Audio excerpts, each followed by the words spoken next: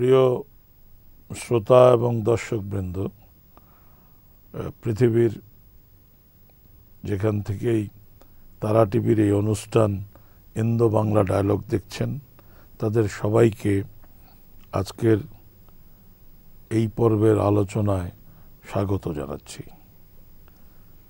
আজকের আলোচনায় আমাদের মধ্যে উপস্থিত হয়েছেন ভারতের প্রখ্যাত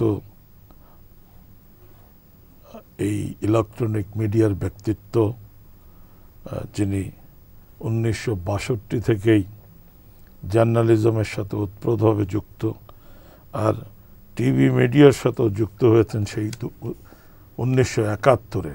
দেখতে দেখতে 40 বছর কেটে গেছে এই মিডিয়ার জগতেই। সেই অভিজ্ঞ টিভি সংগঠক ব্যক্তিত্ব অভিজিৎ দাশগুপ্তা, আপনাকে এই আলোচনায় আসার জন্য স্বাগত। আমাদের মাঝে বাংলাদেশ থেকে এসছেন জনাব জিল্লুর রহমান। জিল্লুর দীর্ঘদিন যাবৎ সাংবাদিকতার সাথে যুক্ত এবং বাংলাদেশ টেলিভিশনে একটা অনন্য সাধারণ দৃষ্টান্ত তিনি স্থাপন করেছেন। তিনি বাংলাদেশের মতো দেশে, যেখানে গণতান্ত্রিক আলোচনার মত বিনিময়ের ক্ষেত্র এক সময় কম ছিল, তখন থেকেই তিনি চ্যানেল আইতে তৃতীয় মাত্রা বলে একটি ডায়ালগের যাত্রা শুরু করেন, যেটা সমস্ত বাংলাদেশে বিপুল জনপ্রিয়তা পেয়েছে। সেই ডায়ালগটি বোধহয় সাউথ এশিয়াতে সবচেয়ে দীর্ঘকাল চলা সজীব ডায়ালগ বলে পরিগণিত হতে পারে বলে আমার বিশ্বাস, কারণ এই ডায়ালগের বয়স দাঁড়িয়েছে 8 বছর। সো উনি আনইন্টারাপ্টেড একটি অনুষ্ঠান গত 8 বছর ধরে করে যাচ্ছেন প্রতিদিন। তো জনাব জিল্লুর এই ইলেকট্রনিক মিডিয়া নিয়ে আলোচনার জন্য আজকের যে পর্ব, সেই পর্বে আপনাকে স্বাগত। ধন্যবাদ আপনাকে এবং তারা নিউজকে। আলোচনাটা আপনারাই করবেন, আমি খালি সূত্রধর বলে একটা কথা বলি, আপনাদের থেকে আমার শোনার ইচ্ছাও প্রবল। ইতিহাসে বিভিন্ন যুগের কথা বলা হয়। ছোটকালে পড়তাম প্রস্তর যুগ, তাম্র যুগ, স্টিম ইঞ্জিনের যুগ। তা এখনকার যুগটা যদি বলা হয় কার যুগ, আমি বলবো যে যুগটা আইটির যুগ বলে একটা কথা বলা আছে। IT is very close to your product. এই যুগটা ইলেকট্রনিক মিডিয়ার যুগ, কারণ এই ইলেকট্রনিক মিডিয়া এই জীবনে আমার অভিজ্ঞতায় বলবো এই প্রথমবারের মতো আমার মনে হয় যে আমি বিশ্ব নাগরিক। বিকজ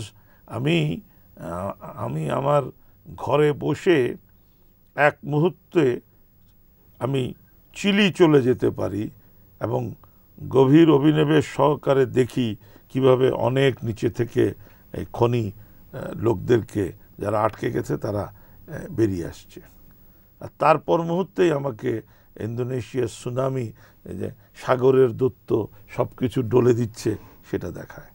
সো এই যে সমস্ত বিশ্বটাকে আমার চোখের সামনে আনা, এটা মানব সভ্যতার 7000 বছর ইতিহাসে আগে কোনো যুগে কখনো হয়েছে কিনা, হওয়ার তো কোনো প্রশ্নই ওঠে না, সেভাবে কখনো উঠে আসেনি। সুতরাং এই ইলেকট্রনিক মিডিয়ার কল্যাণে আমার বিশ্বাস, আমাদের মনে হয় যে হ্যাঁ, আমি এই বিশাল পৃথিবীর আমি একজন নাগরিক। এবং আরেকটি কথা অত্যন্ত নির্ভয়ে বলা যায়, নিঃসংকোচে বলা যায়, ইলেকট্রনিক মিডিয়া অনেক সত্য তুলে আনে। যেই সত্য তুলে আনার কারণে সরকারগুলোর পক্ষে নিজস্ব বানানো গল্প, নিজস্ব কল্পকাহিনী জনগণকে গেলানো খুব মুশকিল হয়ে দাঁড়ায়। একই সাথে লক্ষ্য করছি অনেক মিথ্যাকেও অত্যন্ত চমৎকারভাবে ড্রেসিং করে, কালারিং করে সেটাও প্রেজেন্ট করা হচ্ছে।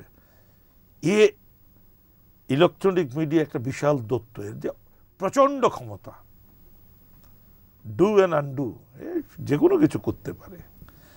এই এমন ক্ষমতাশালী যে মিডিয়াটা, এই মিডিয়াটা আমার বিশ্বাস সাউথ এশিয়ার টোটাল সমাজ ব্যবস্থার মধ্যে তার একটা প্রচণ্ড ইম্প্যাক্ট আছে। সেই ইম্প্যাক্ট বাংলাদেশ যেমন অনুভব করছে, ভারত ঠিক তেমনভাবে অনুভব করছে। আপনার চোখের সামনেই তো, আপনি আরও ভালো বলতে পারবেন, 71 থেকে বা 64 থেকে, যখন থেকে 58 থেকে এসছে ভারতের টেলিভিশন মিডিয়া, এখন তো নানান চ্যানেল, কালার, হুলস্থুল, আপনার চোখের সামনেই তো বদলে গেছে সমাজ, ভাষা বদলে গেছে, আচরণ বদলে গেছে, কথা বলে বদলে গেছে, ওয়ার্ডিং বদলে গেছে। এই যে বিশাল ক্ষমতা এই ইলেকট্রনিক মিডিয়ার, এবং এই মিডিয়া যত দ্রুত মানুষের মধ্যে একটা অপিনিয়ন বিল্ড করতে পারে, মানুষের মধ্যে রাগ এবং অনুরাগের সৃষ্টি করতে পারে, এই মিডিয়াটিকে নিয়ে আপনাদের দুজনের কাছেই প্রশ্ন, দুজনের কাছেই আসব। কি ভাবছেন আপনারা? কতটুক পর্যন্ত এই মিডিয়া আমাদের নিয়ে এসছে, কোথায় নিয়ে যেতে পারে, এবং হাউ পজিটিভলি, এটা এখন কি আদৌ আমরা পজিটিভলি ইউটিলাইজ করছি কিনা, how positively we can utilise this media for emancipation of mankind. হতদরিদ্র কোটি কোটি মানুষের স্বার্থ দেখার জন্য এই মিডিয়া কতটুক কাজে লাগতে পারে, বা মিডিয়া আদৌ কাজ করছে কিনা, এই সমস্ত ব্যাপারটাকে নিয়ে যদি আলোকপাত করেন। আমি প্রথমেই দাশগুপ্ত বাবুর কাছে আসছি, কারণ আমার কেন জানি মনে হয় আপনার চোখের সামনেই তো রং পাল্টিয়েছে, দেশ পাল্টিয়েছে, সমাজ পাল্টিয়েছে। এই পাল্টানোর ক্ষেত্রে মিডিয়াটা কতটুকু ভূমিকা নিয়েছে, সেটা যদি বিস্তারিত একটু সবাইকে বলেন। অনেকগুলো ইন্টারেস্টিং পয়েন্ট আপনি রেজ করেছেন। যখন আমাদের দেশে প্রথম টেলিভিশন আসে, তখন একটা ক্রিডো ছিল to educate, to entertain, to inform, to educate and then to entertain. আজকে কিন্তু সেটা to entertain, to entertain, to এন্টারটেনে চলে গেছে। প্রথম রেডিও যখন আসে আমাদের দেশে, সেটাও একটা ইলেকট্রনিক মাধ্যম, সেটাকে কিন্তু তখনকার সরকার তাদের প্রোপাগান্ডা মেশিন হিসেবে ব্যবহার করে ফেলল। ফর্চুনেটলি অর আনফর্চুনেটলি, যখন টেলিভিশন এলো আমাদের দেশে, তখন এটা একটা রেডিওর অঙ্গ হয়ে জন্ম নিল। জন্মক্ষণ থেকে সে একটি ফিজিক্যালি একটা চ্যালেঞ্জড হয়ে জন্মগ্রহণ করলো। এটা একটা রেডিওর অঙ্গ হয়ে গেল। টেলিভিশনের যেটা একটা ভিজুয়াল ল্যাঙ্গুয়েজ, সেখান থেকে কিন্তু ড্রিফট করে চলে গেল একটা audio form with a visual. যেটা যখন হওয়ার ফলে যেটা হয়েছিল, তখন আমরা যখন প্রথম কলকাতায় টেলিভিশন শুরু করেছিলাম 1975 সালে, তখন কিন্তু বেশিরভাগ লোক বড় অ্যান্টেনা লাগিয়ে, অ্যান্টেনা ঘুরিয়ে, আপনাদের বোধহয় সাতক্ষীরা ট্রান্সমিটারে একটা ট্রান্সমিটার যেটা কলকাতায় দেখা যেত, আমার চেনাশোনা বহু লোকে আপনাদের নাটকের জন্য বসে থাকতো প্রতি সপ্তাহে। বহু লোকে আপনাদের ওখানকার সংবাদের কি হচ্ছে না হচ্ছে এবং কি করে বলছে সেটার জন্য বসে থাকতো। কারণ সেই সময়টা যখন কলকাতায় বিশেষ করে টেলিভিশন এলো, তখন এমার্জেন্সি এসছে, এবং যেহেতু এমার্জেন্সি এসে গেছে, সবচেয়ে বড় প্রবলেম হচ্ছে তখন সংবাদ, তাদের ক্রেডিবিলিটি লস হয়ে গেছে। সে তখন আর সংবাদটা সংবাদ না, সেটা একটা প্রোপাগান্ডা মেশিন হয়ে গেছে। সেইখান থেকে বেরিয়ে আসতে লেগেছে সময়। আজকে এটা একটা বিজনেস ফোরাম হয়ে গেছে। Electronic medium is a business today.